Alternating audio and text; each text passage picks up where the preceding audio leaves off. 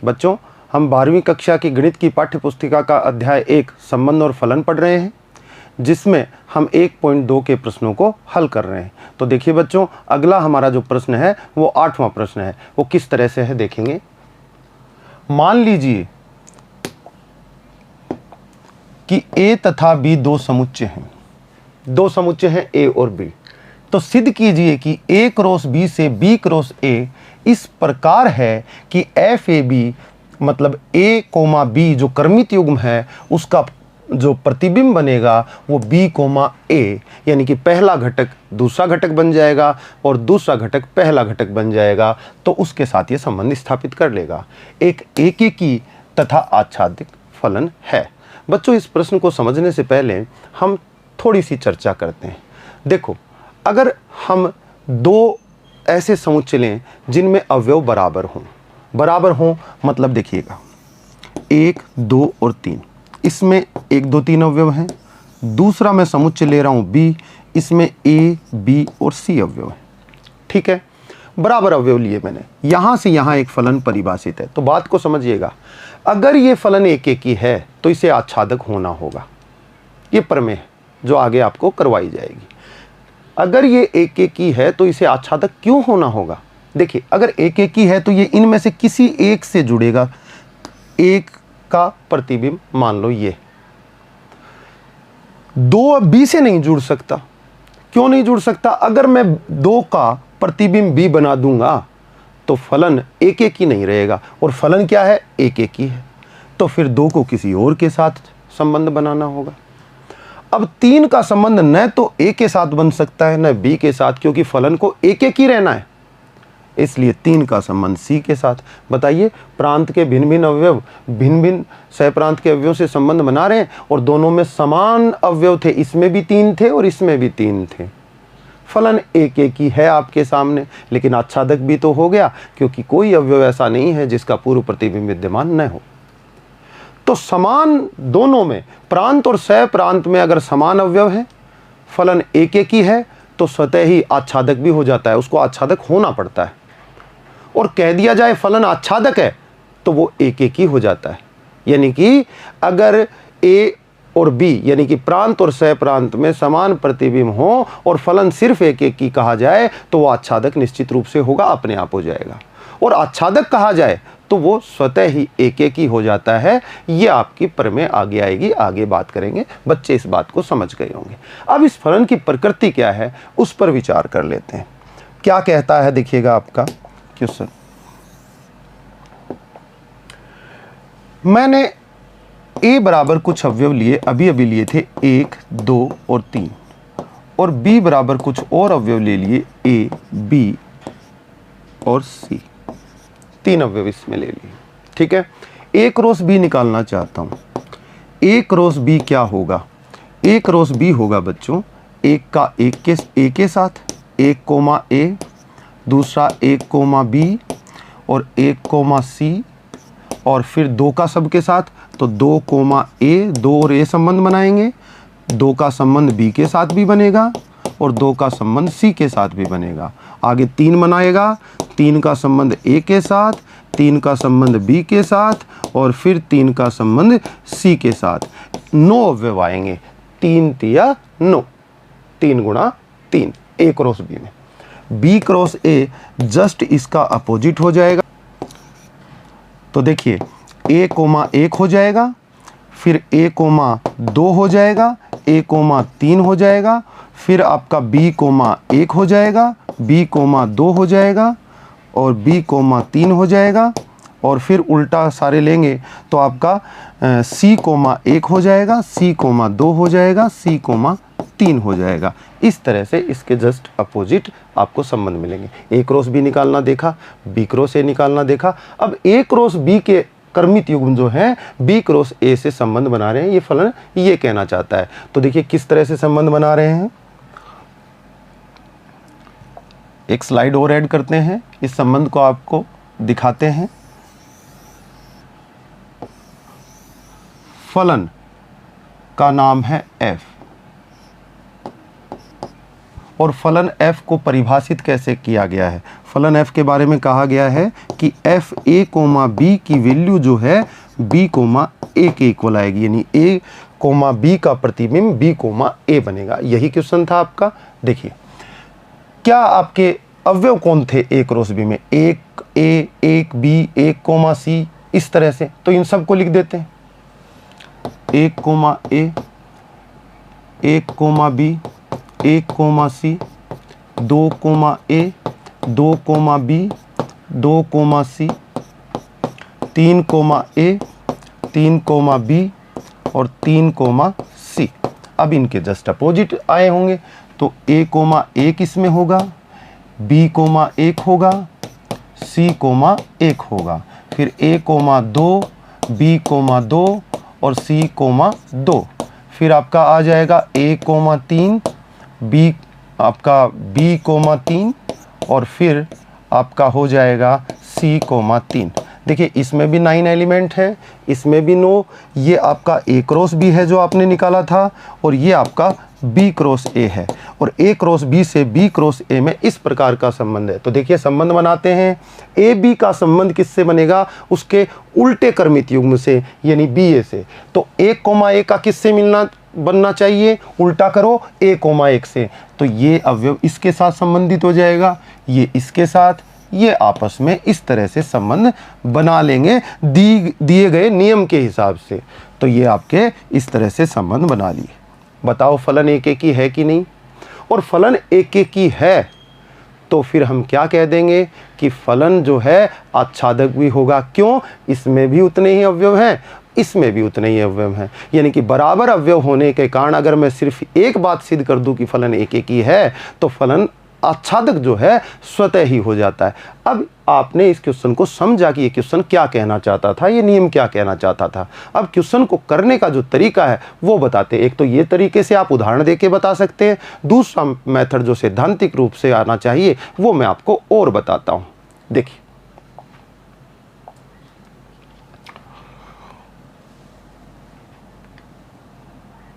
सबसे पहले आपका फलन क्या कहता है कि a कोमा b का जो प्रतिबिंब बनेगा b कोमा a, और दूसरी चीज फलन जो है आपका कौन से समुच्चय से, a क्रॉस b से b क्रॉस a में परिभाषित है। ये बात आपको पता होनी चाहिए। ये हो गया आपका प्रांत और ये हो गया आपका सह प्रांत।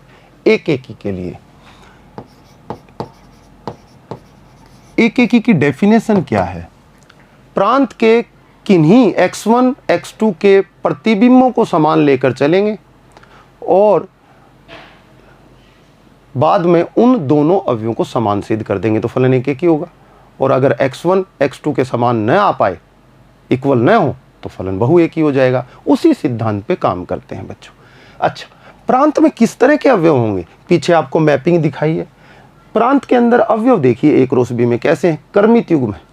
तो आपने कोई भी दो क्रमित युग्म चूज किए, उन दो क्रमित युग्मों को बोला आपने इनमें से ले लेंगे और उनके प्रतिबिंबों को क्या कर देंगे, बराबर मानकर चल पड़ेंगे। वही थ्योरी अपनी जो है उसको लगाएंगे। देखिएगा बच्चों, मैंने कहा माना एक अवयव है प्रांत का और उसको मैंने बोला a1 coma b1 ab, a1 coma b1। दूसरा अवयव है प्रांत का जिसको मैंने बोला a2 कोमा b2। ठीक है बच्चों, और इसका क्या ले लिया, प्रतिबिंब। इन प्रतिबिंबों को, एक अवयव और ये दूसरा अवयव, दोनों के प्रतिबिंबों को बराबर मानकर चल पड़ा। अच्छा, ये जो अवयव लिए हैं क्रमित युग्मों के रूप में, ये किस में है, a क्रॉस b में। आपको पीछे अभी दिखाया, उनके किन्हीं दो अवयवों की बात कर रहा हूं। और ये सभी के लिए फॉर ऑल आप लिखना चाहें यहां पर तो लिख सकते हैं, for all a1 coma b1 और a2 कोमा b2 जितने भी अवयव हैं उन सब के लिए बात हो रही है, belongs to a cross b, ऐसा लिख सकते हैं। तो इंप्लाइज क्या होगा बताइए। फलन का नियम ये है, अगर फलन को a कोमा b दोगे तो b कोमा a बना देगा। तो फलन को आपने क्या दिया, a1 कोमा b1, तो बताओ बच्चों क्या बना देगा, b1 कोमा a1, इस नियम से। ठीक है, उसके बाद देखिए यहां पर A2 कोमा B2 दिया तो क्या बना देगा, B2 कोमा आपका A2। अच्छा, मुझे दोनों अवयव बराबर लेके आने, उनके प्रतिबिंब बराबर मानकर दोनों अवयव कौन कौन है, A1 कोमा B1 बराबर A2 कोमा B2 सिद्ध करना है। अब बताइए, आप कर्मित युग्म पढ़कर आए हैं, मैंने शुरुआत में ही आपको पढ़ाया, तब भी स्टार्टिंग में बताया था कर्मित युग्म। दो कर्मित युग्म बराबर हों तो उनके प्रथम घटक बराबर होते हैं और उनके द्वितीय घटक भी बराबर होते हैं। तो बच्चे इस थ्योरी से कहेंगे B1 जो बराबर आएगा B2 के तथा A1 बराबर आएगा A2 के, इस तरह से लिख देंगे। और बच्चों अगर B1 B2 के बराबर है और A1 A2 के बराबर है तो आप तो कह देंगे ना बच्चों कि A1 कोमा B1 बराबर हो जाना चाहिए क्या, A2 कोमा B2 हो जाना चाहिए। देखिए ये दोनों कर्मित युग्म बराबर हैं तो प्रथम घटक A1, इसका प्रथम घटक A2, A1 equal to A2, देखो ये रहा A1 इक्वल टू A2। द्वितीय घटक B1, इसका द्वितीय घटक B2, तो B1 बराबर B2 होना चाहिए, ये रहा। तो इससे ये बात इंप्लाइज होती है, तो इससे ये बात इंप्लाइज भी होती है।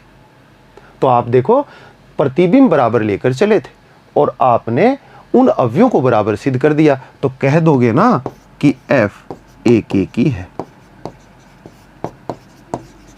बस ये स्टेटमेंट देखो, आपको पीछे मैपिंग से समझा दिया है और यहां पर आपको सैद्धांतिक रूप से करना समझा दिया है। बच्चे इसको ठीक से उतारें और इसका स्क्रीनशॉट लेके रख लें, बाद में नोट डाउन कर लेना। आगे देखते हैं क्या आच्छादक के लिए क्या बात होनी चाहिए। आच्छादक के लिए बात करते हैं। देखिए आच्छादक है कि नहीं चेक करते हैं। अब अभी क्या बात हुई थी, अगर प्रांत और सह प्रांत में बराबर अवयव हो और फलन एक एक ही हो तो आप सीधे कह सकते हैं कि फलन आच्छादक है। उस प्रमेय से भी आप कह सकते हैं, ये बात आप लिख सकते हैं आच्छादक में। आप नहीं लिखना चाहें तो आप कह सकते हैं कि सह प्रांत के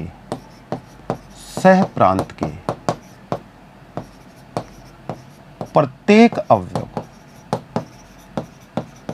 अवयव B कोमा A का पूर्व प्रतिबिंब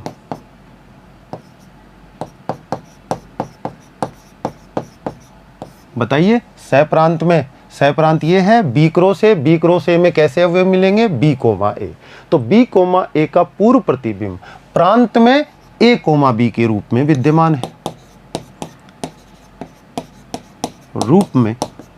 विद्यमान है,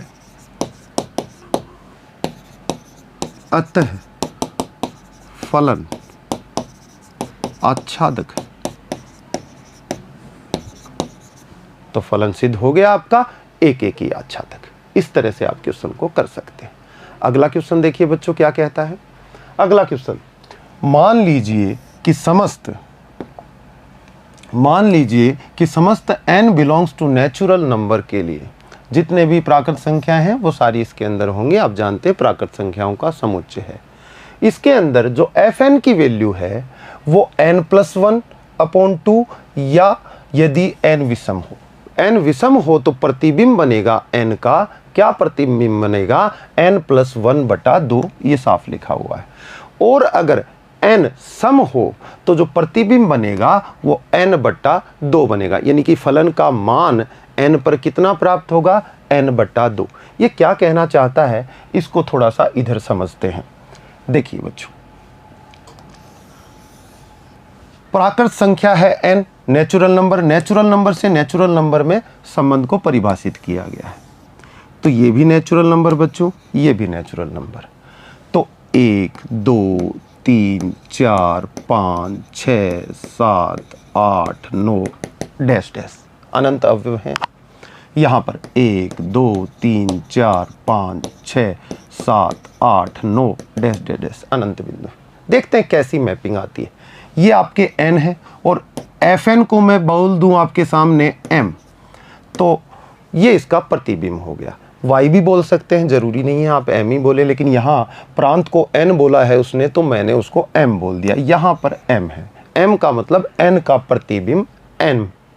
तो यहाँ पर देखिए 1, जब n बराबर 1 लोगे, क्या लोगे, n बराबर 1, तो n क्या है, विषम। 1 क्या होता है, विषम, तो n हो गया आपका विषम।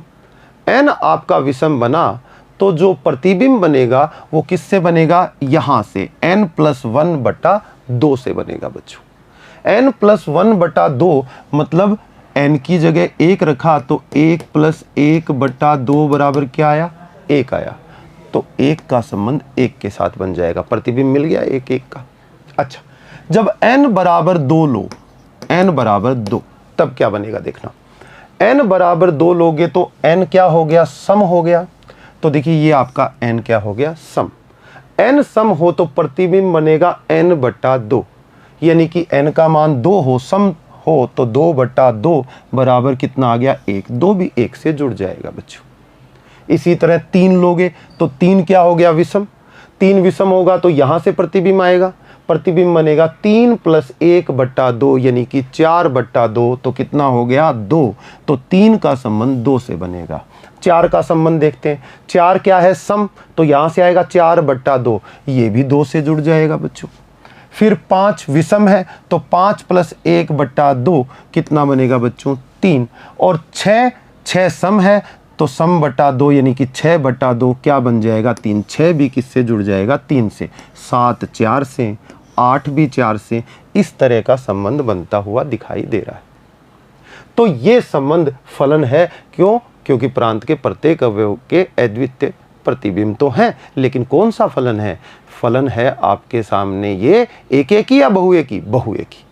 कैसे कह सकते हो आप, उदाहरण दे दो। एक एक ही नहीं है तो उदाहरण दे देंगे। क्या उदाहरण दे देंगे, n बराबर 1 लेने पर उसका प्रतिबिंब 1 आता है और n बराबर 2 लेने पे भी प्रतिबिंब 1 आता है। तो प्रांत के दो भिन्न भिन्न अवयव 1 तथा 2 सह प्रांत में समान प्रतिबिंब रखते हैं। दूसरा उदाहरण दे दो, ये नहीं देना चाहो तो 3 और 4 का दे दो। 3 तथा 4 प्रांत के भिन्न भिन्न अवयव हैं जो कि सह प्रांत में समान प्रतिबिंब रखते हैं, इसलिए फलन क्या हो गया, बहुएकी हो गया। आप देखिए ये अनंत समय तक इसी तरह चलती रहेगी मैपिंग। तो देखिए 1 जुड़ा, फिर 2 3 4, मुझे लगता है आगे 5 6 7, ये सारे के सारे अवयव पीछे किसी न किसी अवयव से संबंधित होते चले जाएंगे। अगर हम इसको बहुत बड़ा आगे तक बनाएं तो फिर सह प्रांत में कोई अवयव ऐसा शेष नहीं रहेगा जिसका पूर्व प्रतिबिंब कहाँ विद्यमान नहीं हो, प्रांत में विद्यमान नहीं हो। तो फलन क्या हो जाएगा, आच्छादक। तो फलन बहुएकी दिखाई दे रहा है और फलन क्या, आच्छादक दिखाई दे रहा है। आप इस तरह की मैपिंग बनाओगे तो आपको ये दिखाई देगा। तो इसको लिखने का तरीका, लिखने का तरीका क्या है, देखिए आगे अपन इसको लिखते हैं। फर्स्ट एक एकी, क्या लिखेंगे एक एकी में, देखिए आपने क्या देखा था कि आपने कहा था f को 1 दिया तो 1 + 1/2 बराबर 1 प्रतिबिंब आया। दूसरा आपने f को 2 दिया तो 2/2 से कितना प्रतिबिंब आया, 1। यानी कि आप कह देंगे प्रांत के दो भिन्न भिन्न अवयव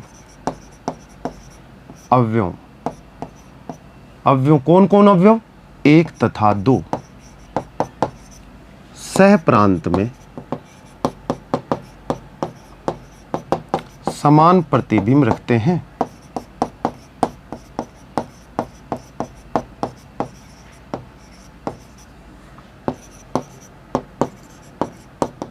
अतः फलन क्या होगा, फलन आपका बहुएकी होगा, एक एकी नहीं होगा। एक ही है, एक ही नहीं है।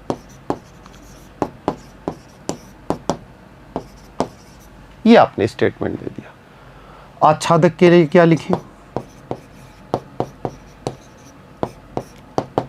क्या देख रहे हो आच्छादक के लिए, देखिए सह प्रांत के प्रत्येक अवयव का पूर्व प्रतिबिंब आपके सामने दिखाई दे रहा है प्रांत के अंदर। तो आप कहेंगे कि सह प्रांत का प्रत्येक अवयव प्रांत में पूर्व प्रतिबिंब रखता है, इसलिए फलन क्या हो गया, आच्छादक। तो ये मैपिंग देख के ही इस क्वेश्चन के बारे में ये कह देंगे अपन। सह प्रांत का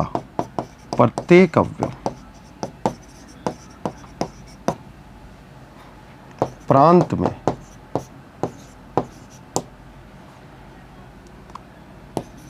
पूर्व प्रतिबिंब रखता है, अतः फलन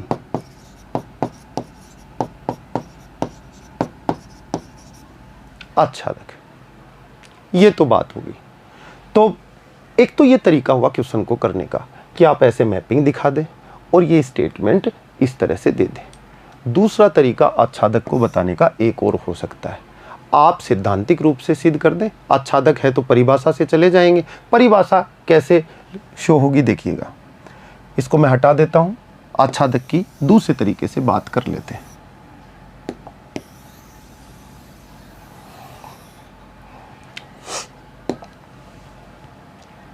फंक्शन क्या कहता है आपका, एफ एन इक्वल टू, आपको दिया गया है n+1/2 और दूसरा n/2। कब, जब यहां n क्या हो, विषम हो, और यहां क्या कह रहा है, n क्या हो, सम हो। ये आपका फलन है। और फलन जो परिभाषित है नेचुरल नंबर से नेचुरल नंबर, तो यहां पे तो आपके मिलेंगे, इस n में तो मिलेंगे n, और इसको मैं बोल रहा हूं m, यानी कि यहां पर मिलेंगे m। अब प्रत्येक m के लिए अपने को n ज्ञात करना है। तो दो केसेस हैं, दोनों केसेस में बात कर लेते हैं। फर्स्ट केस, जब n विषम हो तब माना, क्या माना, y बराबर fx मानते थे, तो वहां पे y सह प्रांत का होता था, x प्रांत का होता था। यहां पर मान लेंगे m बराबर fn।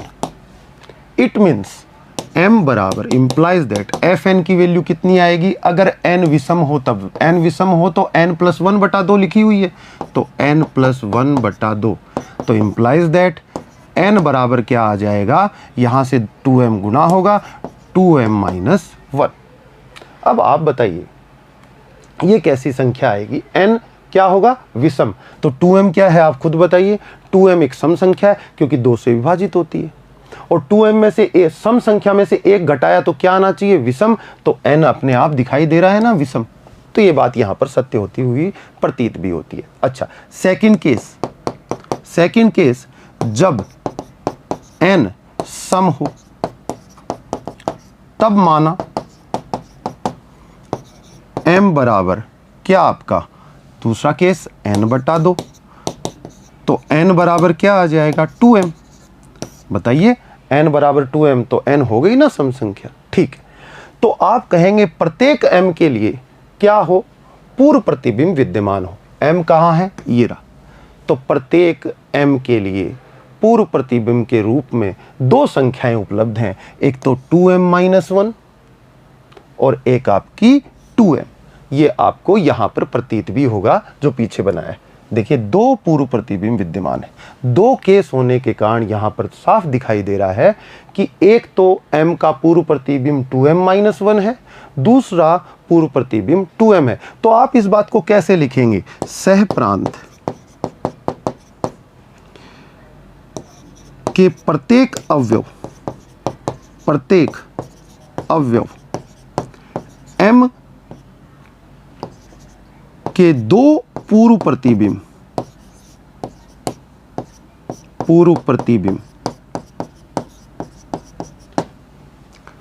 2m-1 तथा 2m प्रांत में विद्यमान है, अतः तो जब दो पूर्व प्रतिबिंब विद्यमान है तो प्रत्येक अवयव का पूर्व प्रतिबिंब तो विद्यमान है ही, तो फलन f क्या है, आच्छादक। देखो बच्चों, मैंने पहले जो क्वेश्चन आपको आच्छादक के लिए बताया था, इस मैपिंग को देख के सीधा बताने के लिए एक स्टेटमेंट दिया था, और आप सैद्धांतिक रूप से इसको बताना चाहते हैं तो आच्छादक के लिए इस तरह से, ये किसके लिए बताया, आच्छादक के लिए, तो आच्छादक को इस तरह से प्रूव भी कर सकते हैं। आपकी मर्जी है आप कैसे करें, क्वेश्चन जैसे भी करेंगे बराबर मार्क्स आएंगे। ऐसा नहीं है कि उस तरीके से बताएंगे तो नंबर कम आएंगे, नहीं, आप कैसे ही बताएं, आपका कॉन्सेप्ट क्लियर होना चाहिए, आपको सामने वाले को समझाना आना चाहिए। तो इस तरह से आप क्वेश्चन को कर सकते हैं बच्चों। नेक्स्ट क्वेश्चन की तरफ चलते हैं। अगला क्वेश्चन क्या कहता है, मान लीजिए कि a बराबर r माइनस 3। देखो बच्चों, r एक समुच्चय है। r क्या है? एक समुच्चय है, और समुच्चय में से समुच्चय ही घट सकता है। समुच्चय में से ऑपरेशन कौन करेगा? समुच्चय से समुच्चय, तो समुच्चय घट सकता है। इसलिए 3 को r में से निकालना था तो उसने मंझले कोष्टक में बंद करके निकाला है। ये कारण क्या है कि समुच्चय में से समुच्चय को ही घटाया जा सकता है। और b का मतलब क्या है? r minus minus 1, r minus 1 को भी r में से घटाया, तो क्यों कैसे घटाया? समुच्चय में लिखकर घटाया, क्योंकि r समुच्चय है, इसमें से एक समुच्चय ही घटेगा, ये याद रखें। दूसरी बात जरा गौर कीजिएगा, ऐसा क्यों कर रहा है वो? 3 घटा क्यों रहा है? देखो x की वैल्यू 3 हो जाएगी, जो फलन का नियम है वो अपरिभाषित हो जाएगा। x बराबर 3 रखेंगे, नीचे 0 हो जाएगा, तो fx क्या हो जाएगा? अनंत, यानी प्रतिबिंब क्या बन जाएगा? अनंत। और अनंत तो हमारे पास उपलब्ध नहीं है, अपरिभाषित है, इसलिए 3 को हटाया। 1 क्यों घटाया है, ये बात आपको जब आप आच्छादक के बारे में बात करेंगे तब समझ में आ जाएगी, तब समझा देंगे। पहले तो ये प्रांत में से 3 क्यों घटा? क्योंकि x की वैल्यू 3 होने से ये अपरिभाषित हो जाता है। अच्छा, ये फलन का नियम हो गया f(x) बराबर। फलन a से b पर विचार कीजिए, क्या एकेकी तथा आच्छादक है? अपने उत्तर का औचित्य भी बता दीजिए। तो फलन f(x) बराबर x माइनस 2 x माइनस 3, तो देखिए एक स्लाइड ऐड कर लेते हैं। फलन का नियम क्या है? f(x) बराबर x माइनस, देख लेते हैं क्या है, x माइनस 2 और x minus 3 upon x minus 3। फलन का प्रांत क्या है? r माइनस 3 को घटा दिया से सह प्रांत, ये तो होगा आपका प्रांत। प्रांत में सारी वास्तविक संख्याएं हैं, बस 3 नहीं है। सह प्रांत में r माइनस 1, ये क्या हो गया? सह प्रांत। ये आपको क्वेश्चन का लिखने का तरीका हो गया। आपको प्रांत पता होना चाहिए, आपको सह प्रांत होना चाहिए, पता होना चाहिए, और फलन का नियम पता होना चाहिए। पहली बात कर लेते हैं एकेकी की। कैसे करते हैं? माना 2 अवयव के प्रतिबिंब समान लेकर चलेंगे। माना f(x1) बराबर f(x2) for all x1, x2 belongs to r minus, ये प्रांत से बिलोंग ये करते हैं दोनों बिंदु। इम्प्लाइज दैट बच्चों, अगर f(x1) की वैल्यू कितनी आएगी? x1 minus 2 upon x1 minus 3, और यहां पर f(x2) की वैल्यू x की जगह x2 चला जाएगा, तो x2 minus 2 upon x2 minus 3।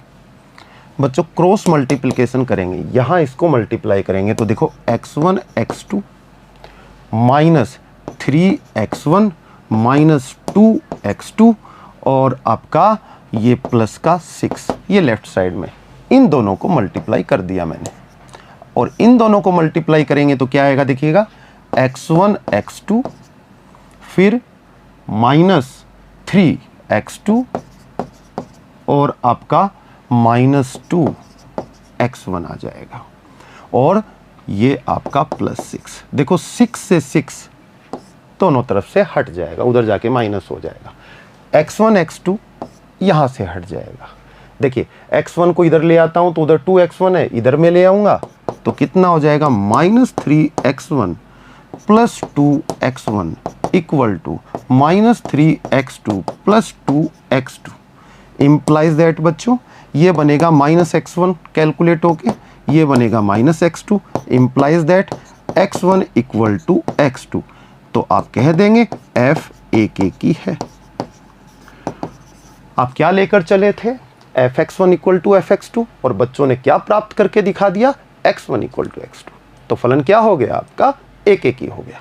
आच्छादक के लिए देखिए, इसको नोट डाउन कर ले, मैं इसको हटा देता हूं, आच्छादक की बात कर लेते हैं।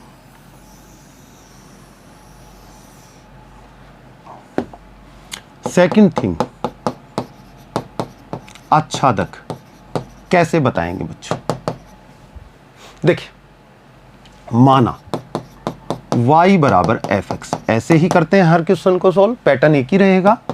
y इक्वल टू f(x), f(x) की value x minus 2 upon x minus 3 implies that cross multiplication, इसको इधर में मल्टीप्लाई करेंगे y into x minus 3y equal to x minus 2।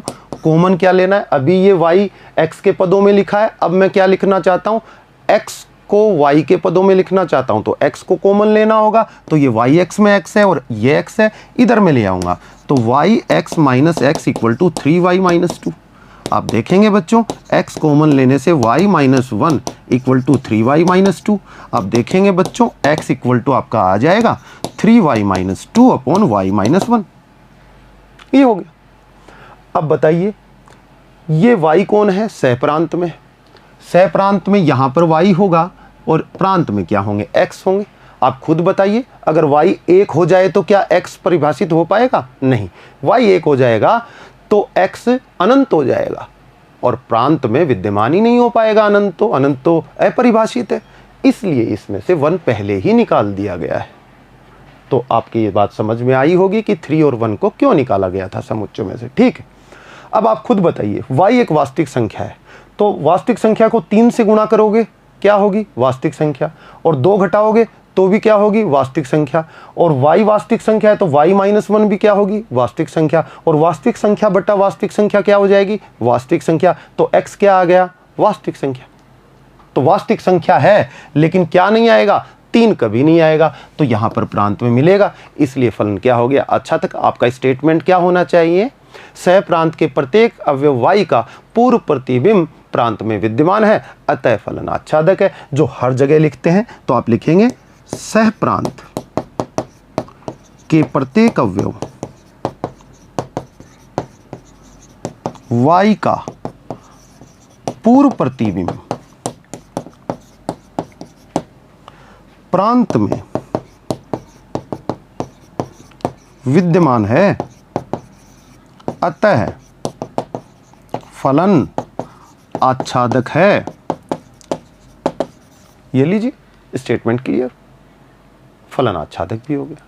तो आपने औचित्य बता दिया कि फलन एक एक की भी है और फलन आच्छादक भी है। तो एक एक की आच्छादी बोला जाता है, मतलब इंग्लिश में बोला जाता है बाइजेक्टिव, 1 1 भी है, ऑन 2 भी है।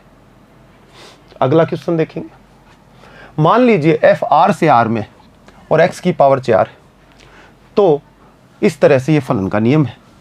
सही उत्तर का चयन कीजिए, देख लेते हैं सही उत्तर क्या, फंक्शन क्या है, देखिए तो एक स्लाइड और ऐड करते हैं।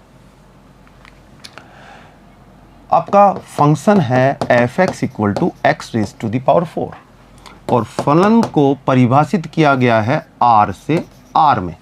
तो सबसे पहले एक एक की बात करें, एक एक की नहीं है, एक एक की नहीं है, क्यों नहीं है, क्योंकि प्रांत के कुछ अवयव ऐसे मिल जाएंगे जिनके प्रतिबिंब समान होंगे। क्या क्या, 2 का पावर 4 करोगे तो 16 आएगा और -2 का पावर 4 करोगे तो भी 16 आएगा, तो 2 और -2 प्रतिबिंब समान। तो आप ले लीजिए f2 इक्वल टू 2 की पावर 4, f(x) बराबर x की पावर 4, तो x की जगह 2 रख दोगे तो आगे x की जगह 2 चला जाएगा, 2 की पावर 4 का मतलब कितना हो गया, 16 हो गया। f-2 इट मीन्स -2 की पावर 4 बराबर क्या हो गया, 16। कह दिया कि प्रांत के 2 भिन्न भिन्न अवयव कौन कौन से हैं, 2 तथा -2 सह प्रांत में समान प्रतिबिंब रखते हैं,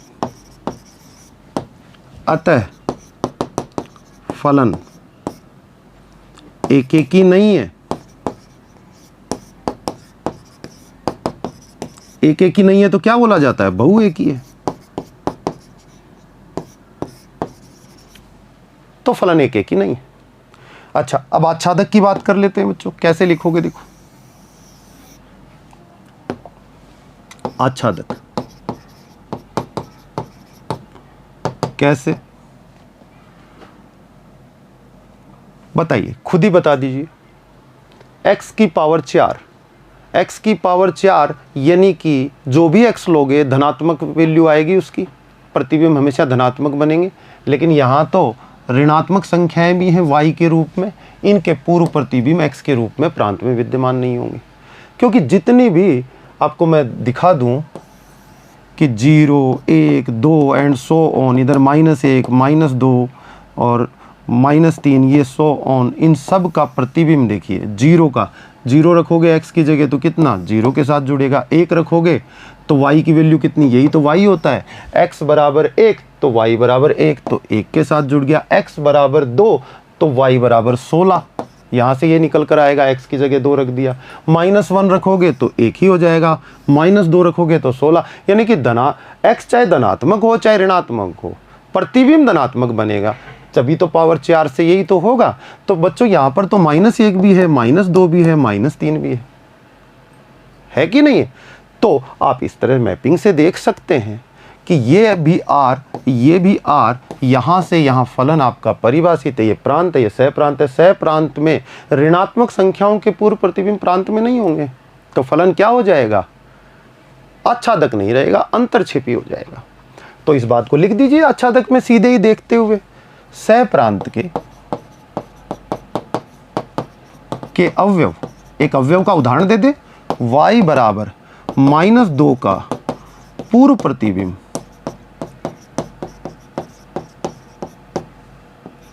प्रांत में विद्यमान नहीं है,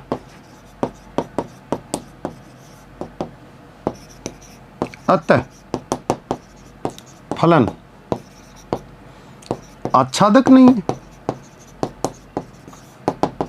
आच्छादक नहीं है तो क्या है, अंतर्छेपी है बच्चों।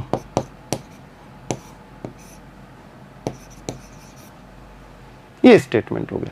तो फलन क्या इसका आंसर आएगा बताइए, फलन एकेकी भी नहीं है और आच्छादक भी नहीं है, तो न तो एकेकी है और न आच्छादक है। आपका डी वाला आंसर ठीक हो गया। आगे देखिए अगला क्वेश्चन, एक लास्ट क्वेश्चन बचा हुआ है, क्वेश्चन नंबर वाला। f(x = 3x) द्वारा परिभाषित फलन f r से r है, सही उत्तर चुनिए जरा। सही उत्तर चुन लेते हैं। f(x = 3x) कैसा फलन है बच्चों, f(x = 3x) रेखिक फलन। मैंने क्या बताया था, r से r में परिभाषित हो कोई भी रेखिक फलन तो एक भी होता है, आच्छादक भी होता है। प्रूव करना चाहें तो वही चीज आपकी एक के लिए माना f(x1) = f(x2) implies that 3x1 = 3x2 implies that x1 = x2, क्योंकि 3 से 3 कट जाएगा, फलन एक ही हो गया। आच्छादक के लिए बात करना चाहें तो कैसे करेंगे देखिएगा। आच्छादक के लिए बात यहीं कर लेते हैं। देखिए माना y = 3x, y बराबर कितना मान लिया, 3x मान लिया। क्यों, fx मानोगे ना, y बराबर fx तो कितना आ जाएगा 3x, तो x बराबर कितना आ जाएगा y/3। देखिए फलन जो है r से r में परिभाषित है, यहाँ y है और यहाँ x है। आप खुद ही बता दीजिए y क्या है, एक वास्तविक संख्या है, y वास्तविक संख्या है और वास्तविक संख्या में 3 का भाग लगाओगे तो आप कह सकते हो ना y belongs to r is implies that y/3। वास्तविक संख्या में 3 का भाग लगाओ तो भी वो वास्तविक संख्या होती है, is implies that x belongs to r। तो बताइए y belongs to r के लिए x किस में मिला, r में, तो x यहाँ पर पूर्व प्रतिबिंब के रूप में मिलेगा कि नहीं मिलेगा, मिलेगा। तो बच्चे कह देंगे कि सह प्रांत के प्रत्येक अवयव y का पूर्व प्रतिबिंब प्रांत में विद्यमान है, अतः फलन आच्छादक है। तो फलन एक भी हुआ और आच्छादक भी हुआ, तो आंसर कौन सा हो जाएगा, आपका फर्स्ट वाला हो जाएगा, एक भी है और आच्छादक भी। बच्चों 1.2 प्रश्नमाला के सभी प्रश्न आज हमने हल कर लिए हैं। अब हम 1.2 प्रश्नमाला के उदाहरणों की ओर चलेंगे, तो आप इन्हें नोट डाउन करके अपनी कॉपी में लिख लीजिएगा अच्छे से, और फिर हम अगले भाग में उदाहरणों को लेंगे। आज के लिए इतना ही, धन्यवाद।